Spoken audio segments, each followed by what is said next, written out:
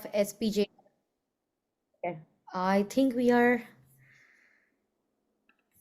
okay. I think we are live. I think. Okay, we are live in the room. Okay. All right, Joe. Thank you so much for joining us today. I'll give Happy to you a be with you. Yeah. Yeah, I will give a short introduction of myself. I am Ankita, and I am actually a lecturer at UC Berkeley, and I am based in Region 11 of SPJ, which has California, Arizona, Nevada, Hawaii, and you also have the Northern Mariana Islands. So it's a pretty big region. And when SPJ New England asked me to, do this session, I was just super excited because and I'm sure most of the people here are because it's not every day you get to talk to Joe Kahn. So thank you so much for joining us. Sure. It's nice to be with you. Yeah, thank you. So I understand that you are actually from Boston. You were born there in 1964? That's right. Yeah. I was born outside Boston, lived through most of my childhood through college in the Boston area. Yeah. Yeah, and your father was also a reporter for a newspaper, and then he went on to found the Purity Supreme supermarket chain and Staples. So, my first question is, what was it like growing up in Massachusetts? And did your dad's journalism background impact your career choices at all? Um, yeah, so my dad wanted to be a newspaper reporter. He actually did some work at a newspaper in a city outside Boston called Malden. Um, and he went to Columbia Journalism School uh, and ended up never really being a professional reporter. But he always was a close observer and critic of the news media industry, and always had a strong point of view on what the Boston Globe and the New York Times and the Wall Street Journal, among others that he read, were doing right and what they were doing wrong. So I sort of grew up in a household, in an environment where newspapers and their relative strengths and weaknesses were a regular topic of discussion. That sounds like that's the kind of house I would have wanted to grow up in. My parents were engineers, so there was no connection to the news media. But it's good to know your dad was critical of the news media. I'm very curious to know a little more about that. Why was he critical of the news media? Um, he had strong, views about the issue of the day, and kind of a point of view on individual columnists in particular that he liked or that he either loved or loved to hate.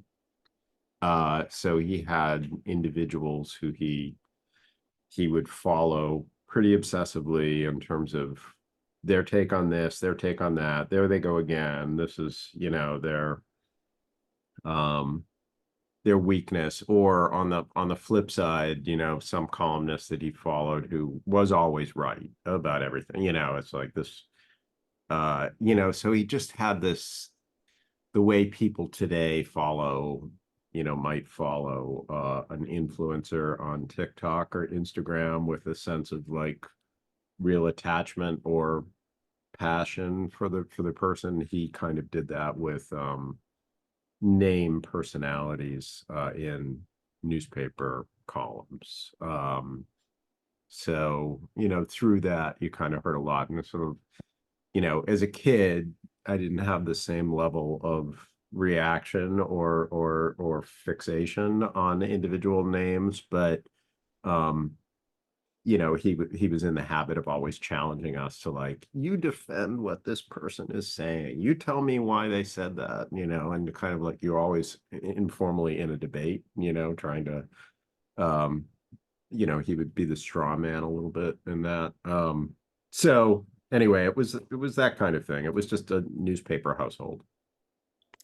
That's great to know. And I mean, I sort of see the makings of a executive editor at a very young age itself. And I have to ask this because this is the Region 1 conference. Are you a Red Sox fan? I grew up a Red Sox fan.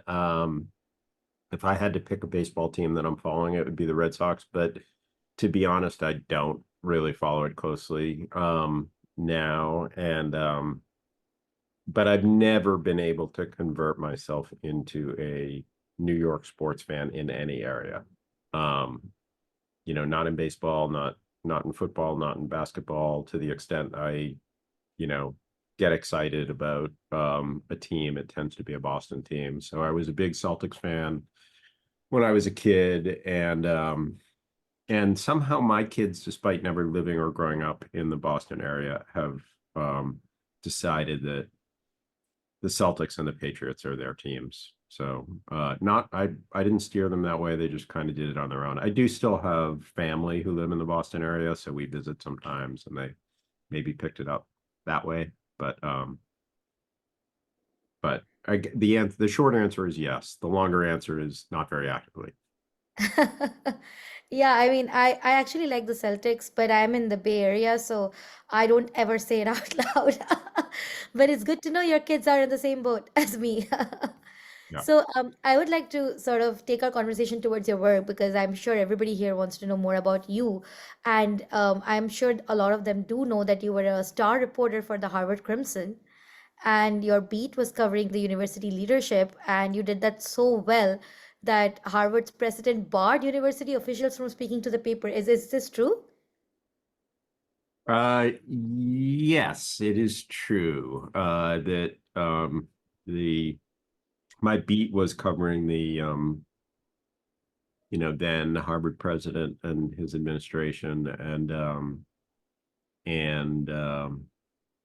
we had a we had a story that sort of exposed some kind of inconsistency or misstatement by some misleading statement that the president, then his name was Derek Bach, the president had made on some issue that students or faculty were concerned about, and we sort of did an article that called him out for that, and he was quite upset by our characterization of this as a misstatement, and saw it as part of a pattern of sort of adversarial reporting, and then declared that neither he nor his top deputies in the administration of Harvard would speak to the Harvard Crimson anymore.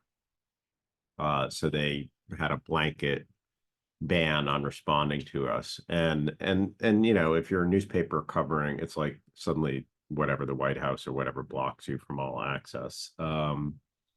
So it initially was distressing. We weren't sure exactly what to do, but what we ended up deciding to do was to print a box. We put a box on every story that the Harvard Crimson was covering related to Harvard, where we normally would solicit, input or commentary from some, either the president or someone in the administration, and said, because of an edict issued by President Bach, no member of the Harvard administration is permitted to respond to questions from the Harvard Crimson. So we just published that box in sort of larger print together with every story we published, and we did it for a couple of weeks. And after the second week, President Bach called us into the office and said that he was lifting the restriction on speaking to the Harvard Crimson, but he warned us that we needed to be fair. So it was a little bit of a victory. Yeah. This is very fascinating because I grew up in India and we didn't have the concept of these kind of newsrooms in universities. And I think if we would have, then I think we wouldn't be where we are today. But I've always felt that this culture of newsrooms in American universities is just so important for the growth of the journalistic mindset and your growth. So do you think that all of your experiences at Harvard, like how did it influence you, and how did it influence you in your career? Yeah, sure. There was you know, uh, just your founding experience in journalism is always important, and for anybody who's in this industry, they have to trace it back to their early experience as a reporter or an editor. For me, that was, being a student reporter and an editor of the Harvard Crimson, which was, it's an independent newspaper. It's not run by, it's not funded by or ministered by the school. It is self-funded and self-administered by students and supported by alumni of the Harvard Crimson, but essentially it's made to operate both independently and from its own revenues that it can earn. So it is a full experience of running a news organization, essentially a small news organization, one, with a narrow constraint covering Harvard and the community around it. But it gave me, and it has given generations of others, a taste of all aspects of news gathering, the decision making around them, the editing of it, the the responsibility of a newsroom in a community. That once you're exposed to it, and the sort of both the thrill and the challenge of doing that kind of thing, for many people, you want to keep finding a way to do that even after the college life. So looking for a professional opportunity. It was very much a first taste of being of running or being part of a team that runs a news organization. Yeah, and this is going to lead up to my next question. And this is a question I had also asked Zanny Beddoes when I was working at The Economist. Why didn't you get a journalism degree? Um, it's a good question. I think there can be real value in a journalism degree. It wasn't to me an impediment to getting into journalism the way, say, it might be if you wanted to be a lawyer or a doctor. It's not a prerequisite for getting a job in media. I think it's an option for people who want to get more training, want to learn the craft. In my case, it wasn't, as I said, kind of a feather in the cap that you needed to have. So I was able to get my first job right out of college and just start doing it. And so I never went in that direction. But I know obviously many other talented journalists who did opt to kind of get a degree and get formal training in journalism first. So I think there's multiple pathways into a career. Yeah, and now I'll backtrack back a little to your career because I think what I found very interesting was your coverage in China and how you actually, you went and covered the Tiananmen Square protests. You were even detained by Chinese authorities, and I myself belong to a country where free speech is now pretty much not a reality, and you were, you know, you were forced to sign a self-criticism of your crimes and ordered to leave the country. So can you tell us a little more about these experiences and how did they influence you? Uh, sure. Yes, one of my early opportunities as a reporter, I was working for the newspaper in Texas, the Dallas Morning News, regional newspaper based in Dallas, and I was both working for them as a metro reporter, but I also kind of keeping a tie with them even as I decided that I was going to study East Asian studies and learn Chinese language. And in the middle of that was a big event in China that I didn't know. I had been to China, but I hadn't gone there as a reporter in the late 1980s. But there were a series of events there in the spring of 1989 that kind of culminated in that student movement, uh, kind of pro-democracy movement, led to very large and sustained student protests in the heart of the Chinese capital. And I ended up going to China for the Dallas paper to cover the events of that spring into June of that year, when finally the authorities violently suppressed that movement. And it was obviously a really big and interesting story, and particularly exciting, scary and exciting for me at that time as kind of a starting reporter. Because I was working for the Dallas newspaper, there weren't like five other, more senior people around. So I was doing everything, sort of writing every story, writing every day, sometimes multiple times a day. Um, uh, you know, phoning the stories back, because that was before email, and I didn't actually have an act. There were telex machines, but I didn't know how to use them. And more senior people, like for CNN or the New York Times, were like kind of getting access to the telex machines themselves. So I basically had to make long distance phone calls, which in those days were extremely expensive, from Beijing back to Dallas, and phone in my stories. I did that for a couple weeks, but they did declare martial law in Beijing, and at some point said you need permission to do any kind of reporting or travel. And they did. They picked me up on a reporting trip, and I was detained. Had my visa canceled and was told to leave. Yeah. Fortunately, it wasn't a long-term ban. It was just in the heat of the moment, under the restrictions that Beijing was under. So I was able to go back later. But yes, there was a period where a very exciting, challenging coverage of this big student movement, followed by a sudden expulsion. Yeah, this is very, and it's also, it feels like it's so close to us in terms of years, but it feels like a completely different era, given the way we've digitized after 2010. So I am actually very curious what I drew from this was that you actually went for a local newspaper to China. And I know you work for a national paper, but I'm very curious to know your view on the future of local news in the US. Because given the state, like I was pretty surprised when I first came here, I heard about news deserts.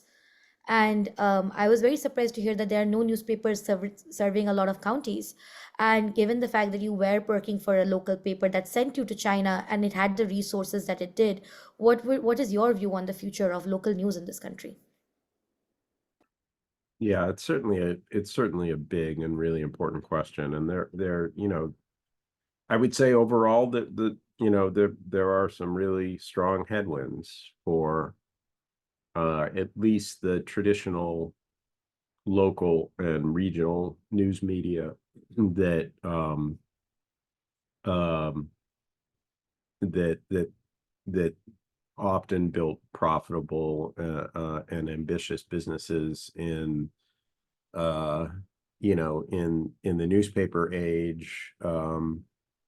But sort of everybody's familiar with the story of the unbundling of the local paper with the competition, for other sources of news and information. And then obviously the advertising, classified advertising, display advertising, that had been a delivery vehicle and delivered most of the profits for those organizations, has been on the decline, sharp decline, for many, many years now. And I don't expect to see, a repeat of the situation that I benefited from in those days, which was a profitable regional news organization that had resources to send young correspondents out to cover big events way, far away from their home base. That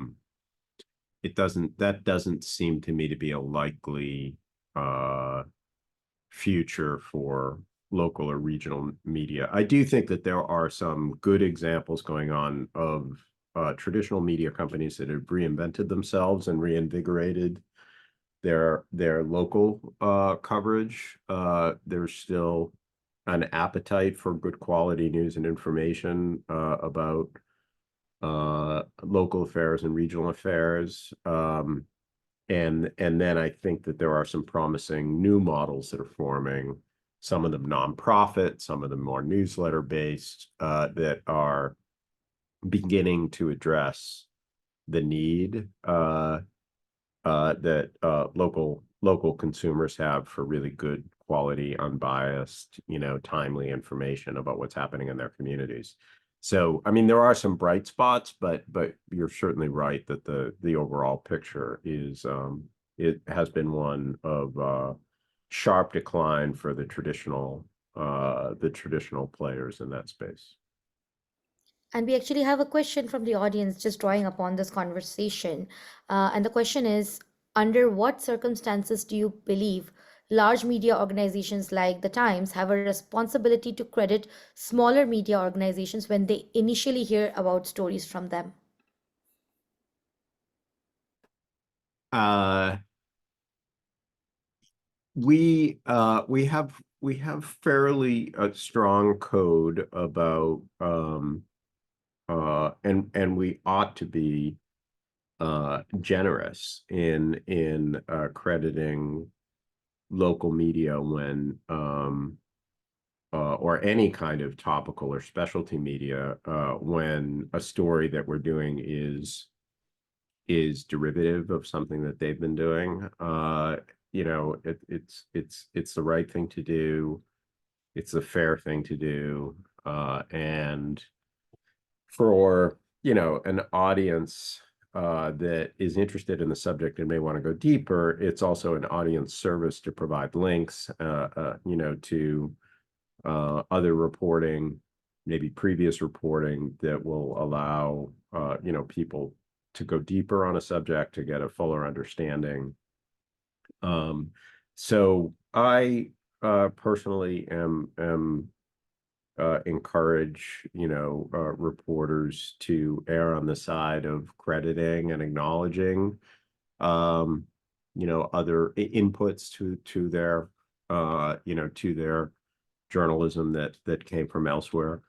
There are occasions when, we receive requests for credit, um, that, you know, essentially would have required the reporter or editor involved to do a bunch of extra work, that they weren't directly deriving anything from the original source, that this sort of um we pursue, we may have read a reference to something that appeared in some other place, and a reporter went and did a bunch of reporting on it and developed their own story and their own sources. And then someone will say, wait a minute, the first story that appeared on this 2 months ago was in X publication. And the reporter didn't even know that. It's sort of they were not dependent on that source. And then people say you should go back and credit us for something, and the reporter will say, I didn't even know about that thing. It wasn't clear to me. And then that strikes me as a little bit like you're asking the reporter or editor to actually do extra work to see who did this first. And therefore, because we're the New York Times, we should scout out that someone mentioned this thing first and find a way to get that in the story. I have no problem with them doing that, but that's not exactly a standards thing. The standards thing would be if you're dependent on a source, you should acknowledge and credit that and allow people to, see that original source. But I don't believe there's an actual obligation to go back and research the origins of every story, because that would be a little bit of an endless task. For any kind of news that's developing, to always go and find, the very first person to mention this thing, because things get out there in the ecosystem. They're referred, they're referred to in social media, they're referred to in other media. It's not really incumbent on us to always go back and find the very original source. But in the spirit of what you're saying, I think we should always err on the side of credit when we know where the credit should be allocated. Absolutely, Joe. And I also, this is something I tell my students in journalism school, and this is something I also believe as a journalist, there's just so much information online. You're processing so much information every day. Like, we spend most of the time on our phones. Like, I'm sure most of us here in this room, we wake up and the first thing we grab is our phone. And there's just so much information coming our way that it's sometimes, as reporters, it's very difficult to process a lot of information, or go back and see who wrote that first story. And also, I mean, as Shakespeare said, to err is human. I mean, we are all humans. So yeah, I agree with you. It's a little difficult to always do that. But you also said that in 2022, when you took over as an executive editor, you said one of your top priorities was securing the public's trust in a time of polarization and partisanship. And given that we have an election coming up this year, how do you hope to achieve this goal in what is probably one of the most polarizing election cycles, possibly in the history of the US? So we're doing a variety of things. We're trying to be as transparent as we can with readers about how we're doing our stories, the identity and the experience of the reporters who are, doing the reporting and writing the stories. We're sharing a lot more information about the reporters themselves, including, biographical information about our staff that we're making available easily to anybody who's interested, what we call enhanced bylines, which provide more context about the reporter's work on an individual story, and also how their their background or expertise might make them better qualified to understand the topic or the issue that they're writing about. We are doing more what we call sort of reporter on camera videos, like sort of vertical video presentations that are connected with the stories we're covering, where the individual reporter describes in a little more detail, with a little bit more of an explanatory tone, what was involved in the reporting, what they learned, what they don't know about the subject, um, and so we're trying to share a lot more information and be less of a kind of institutional voice that we just hope people will come to respect and trust, and to be more transparent and open about who's doing the reporting, why we're doing the reporting, the human identity of the journalists that we have. So we're hoping that will lead to trust, or greater trust. And we're also really trying to do a better job, especially in our digital report, of creating more of an experience, like a package experience around topics that we're covering, major storylines that we have, so that we can begin to show readers who come to us directly, because these packages don't travel as easily, out there on the internet. But those who come to us directly will have more of a glimpse at a body of work that we're doing around a subject, rather than interacting only story by story or headline by headline, which sometimes can lead to a distorted perception, because on big stories, we're typically doing many articles over many days, but also different angles on the same article, or the same subject, and readers get a very narrow view if their only exposure to it is a single story, without the context of what we covered before, what we're covering later, even what else we're doing on that day. And so creating more packages and giving people more ways to navigate our report, so that they can go a little bit deeper, or at least see the fuller context of how we're covering a big story, is another way that we're trying to at least build, raise the level of trustworthiness of the report, and to show not every single article is the institutional view of the New York Times. We're often trying to give people multiple views of the same story. So whether it's the fight over abortion in the country or, the presidential election, these are subjects on which we every single day have voluminous coverage. And we want to try to open the window to people to see that we're looking at many, many different angles on these stories. So those are some of the things we're doing. I'm very curious. Yeah, I know that the Times did this during COVID, that you opened up some of your articles for the general public and removed the paywall. Do you have a plan to do that? I mean, you can totally choose to not answer this. It's a strategy question. But do you plan to do open up these kind of articles beyond the paywall for readers, for especially related to elections? Because there's going to be a lot of disinformation and misinformation around October, November. So does the Times plan to do that again? We have very active discussions about we no longer have we don't have anything like a fixed paywall anyway. So we have a very dynamic experience that that varies from user to user, from geography to geography, topic to topic. So then the notion that we're long past the notion that you get one article or 3 articles or 5 articles free, and then you just are hit with a paywall. It's a very flexible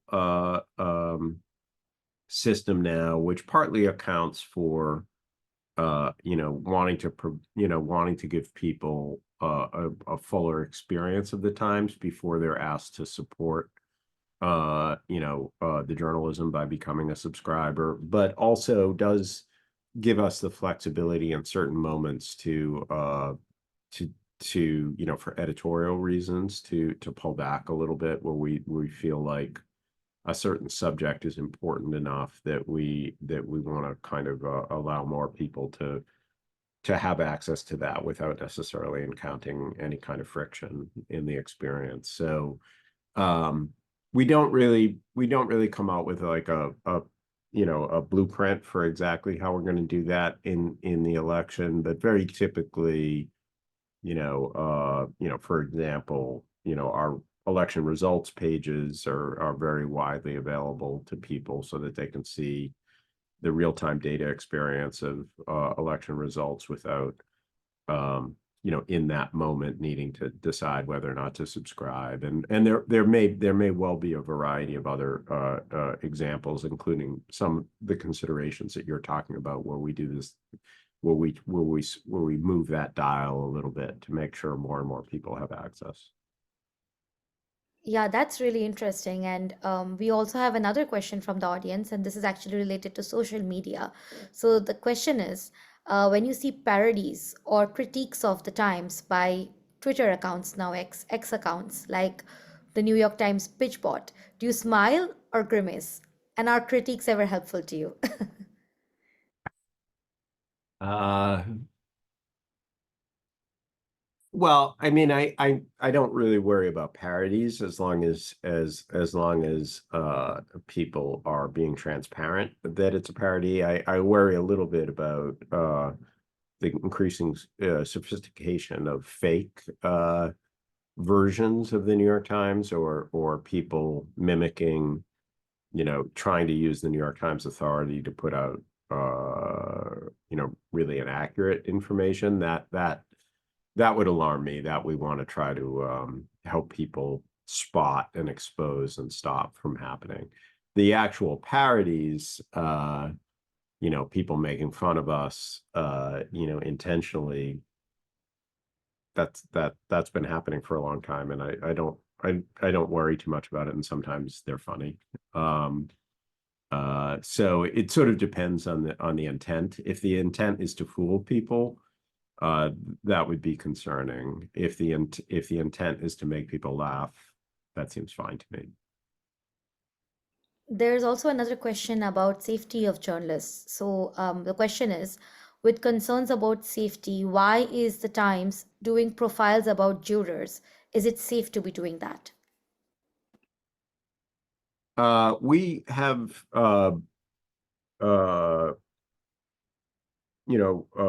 quite strict compliance with court rules about writing about jurors, and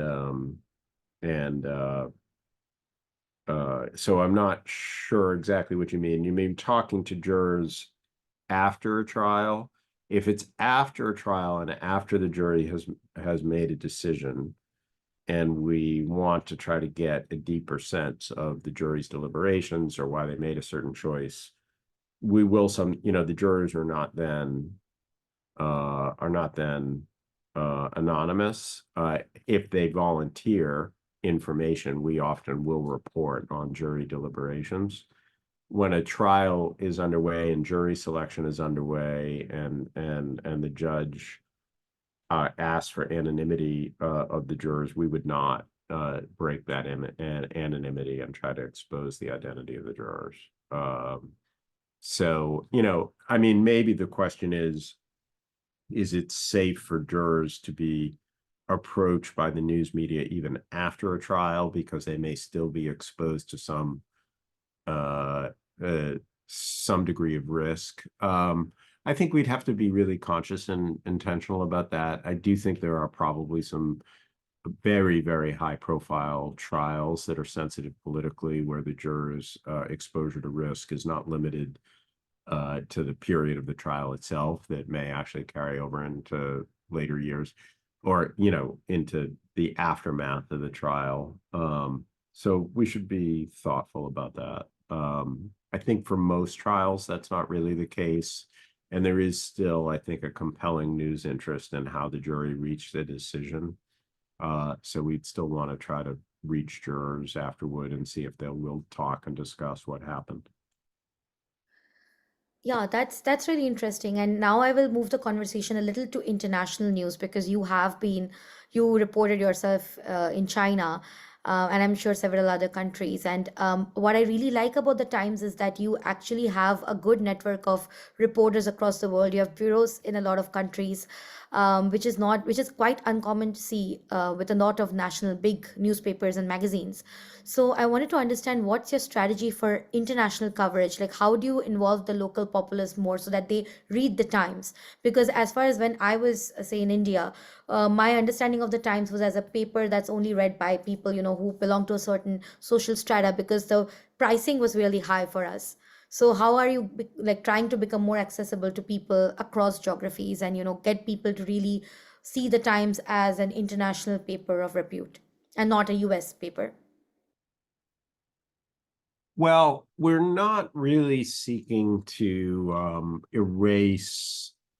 eliminate our identity as an American news organization. I don't think it would be particularly realistic for us to try to present ourselves in some kind of, supranational, international voice, or to eliminate the fact that the organization is American based, that we certainly cover a lot of issues that are relevant um to Americans generally. We have a big part, obviously, the bulk of our staff is still domestically based in the United States. So if you're looking at our report, you're seeing far more news than you would, say, in a UK publication or an India publication. So we're not really trying to pretend that we're not American. But, we do have, 300 or so journalists overseas, a significant network of correspondents, many of whom are not themselves American, and bring significant diversity of perspectives and experience into our coverage and our report. We're trying to make sure that when we do cover big issues around the world or in the United States, we do so with more of a step back explanatory approach that reflects questions people may have about the importance of a story, the background of a story, without assuming a high level, or as high a level of either cultural or national kind of experience or orientation to the coverage. So I think that can help open it up more to readers coming to us who don't come from an American background. And then, I think we found that that certain reporting types, are of significant appeal to non-American readers, including, good and dynamic coverage of big breaking news. Honestly, wherever it happens in the world, if we cover it with all the, tools in the toolkit that we have for bringing a story alive in a dynamic breaking news moment, we often find that, whether it's in India or the Middle East or in France or the UK, that the kind of coverage that we bring to real-time breaking news is popular with readers outside the US as well as inside the US. And then another form that tends to appeal to readers elsewhere as well is when you can bring a kind of sophisticated investigative approach to a story, which is not an American story, but where we're looking deeply into a situation, a story. It could be a scandal, it could be an accountability story where our reporters are really spending the time to go deep, and do that kind of revealing reporting that takes real time and effort, that we sometimes find even regional media in other places are not necessarily doing. So there's an opportunity for us in targeted ways to bring that sort of investigative mindset to certain international topics, and those also seem to perform well and be quite accessible to readers overseas. And so, how would you separate maybe, Joe Kahn, the editor, from, because I know whenever an article from the NYT comes, it's always there's such an uproar that everybody just wants to read and everybody just reads the NYT. It's like NYT headlines become headlines across the world. So, how would you, how do you separate? I'm trying to get this perspective because when we as journalists are in the newsroom, we get very emotional about a lot of stories, and see so much coming towards us just because we work for a big brand. So how do you, as Joe Khan, the editor, how do you separate yourself from this narrative of, like, people attacking the Times, or Times headlines becoming headlines? Like, how do you manage those things in the newsroom, those conversations? It's a very broad question, but yeah. Uh, Look, it is there's both major advantages and also some burdens about being a reporter or an editor for the New York Times these days. We have a big audience and a big platform, but we also often become sort of the target of criticism or protest, where people hold us, first of all, to a high standard. So we have to acknowledge that our reporting will always come under a microscope. How we cover the big stories. Are we balanced in people's eyes or not balanced? Are we sufficiently critical of things that they consider threatening and unnerving, or are we sufficiently, in their view, supportive of things that they think the New York Times should be supportive of, politically, culturally, that kind of thing. And we do our best to emphasize whenever we can that we're an independent news organization with an independent agenda. So we're not we don't have allies and we don't have enemies. What we do is we we hold ourselves to account for doing compelling journalism about what we think are the most important and interesting topics of the moment, without without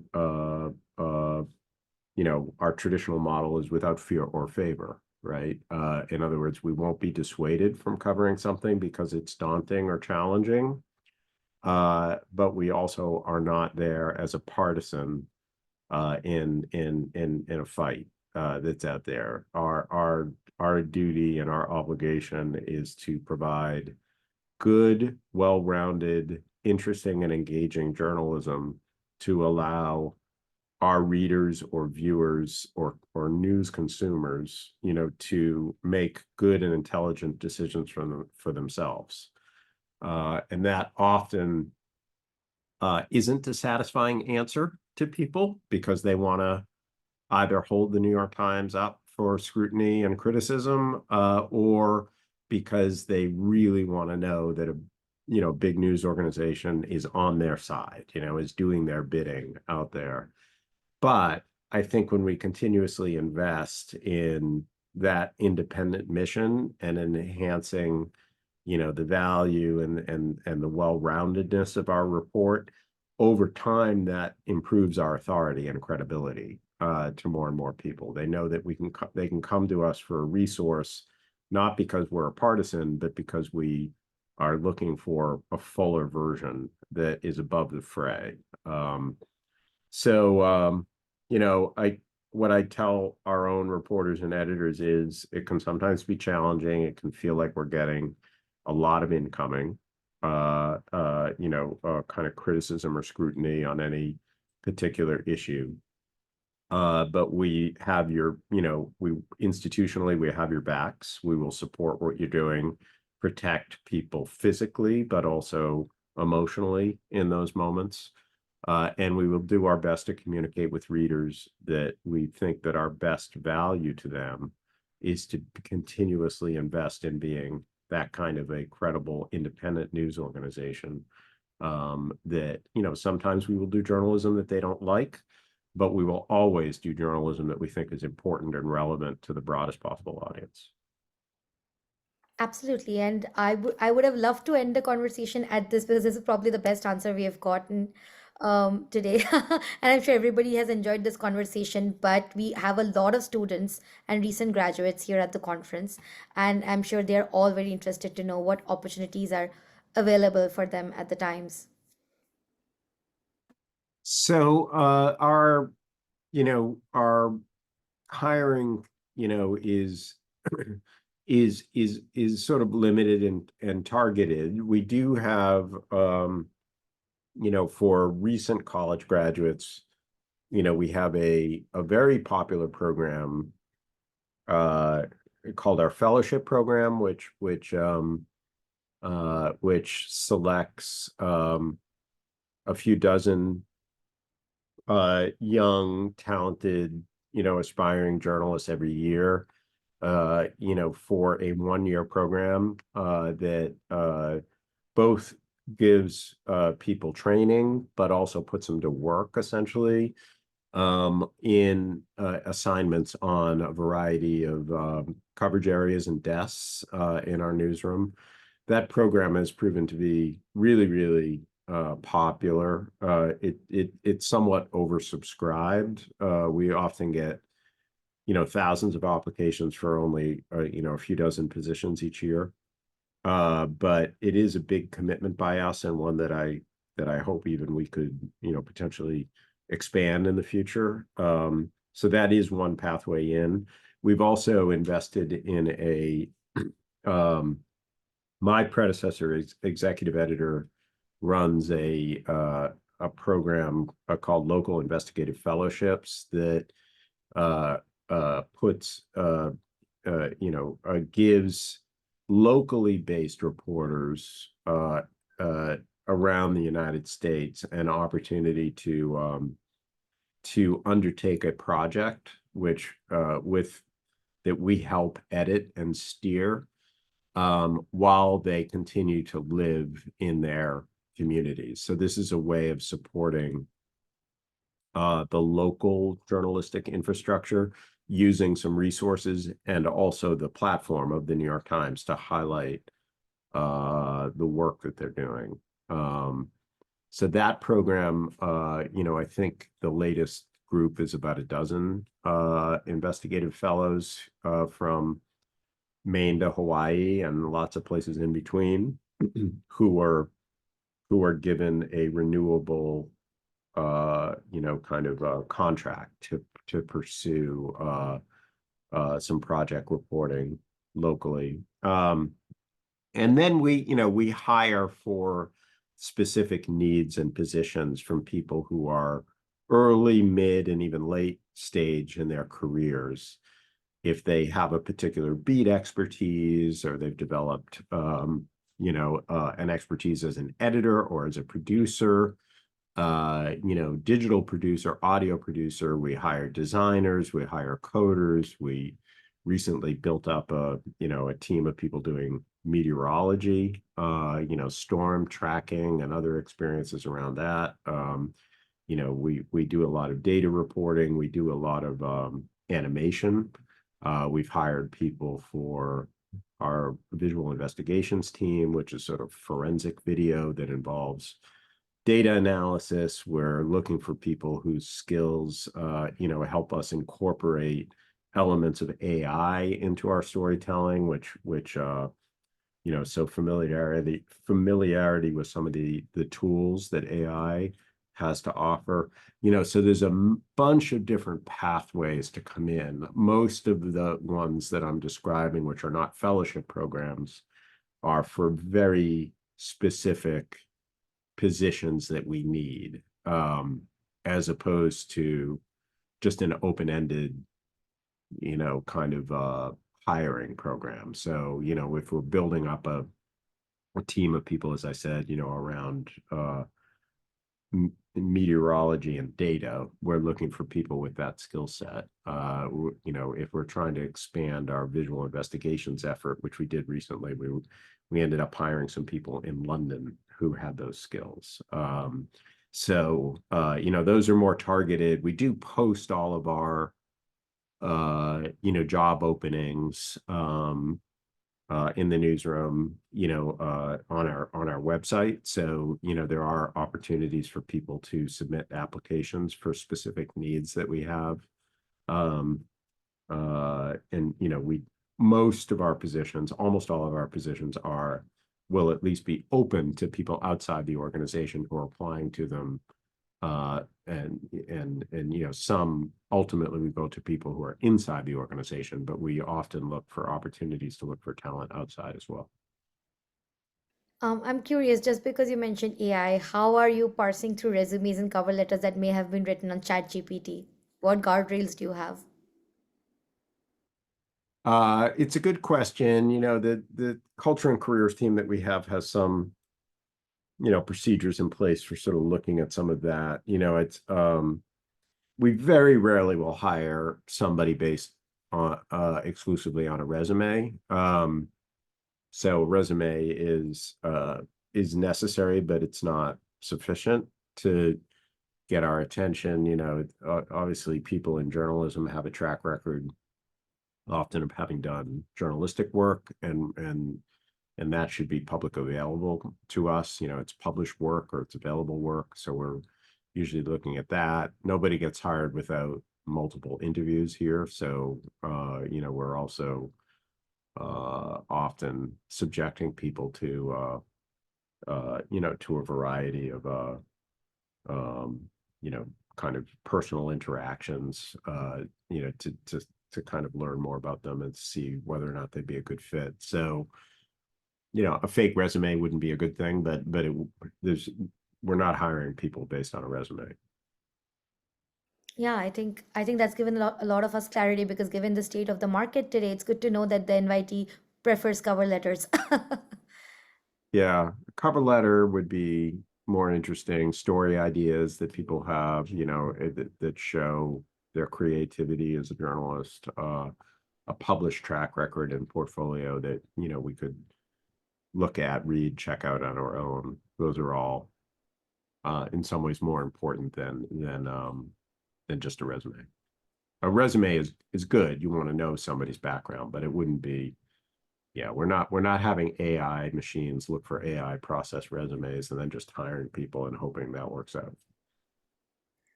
We have a couple of more questions in the chat, but we are almost at time, Joe, and I know you're very busy. So thank you so much for taking out time for us at SPJ New England. We're very grateful that you joined the Region 1 conference, and hopefully, very soon we'll probably see you in person in Boston. Okay, well, thank you so much. I enjoyed talking with you this afternoon. Thank you so much, Joe. Have a great rest of your Okay, afternoon. thank you. You too. Bye bye. Bye.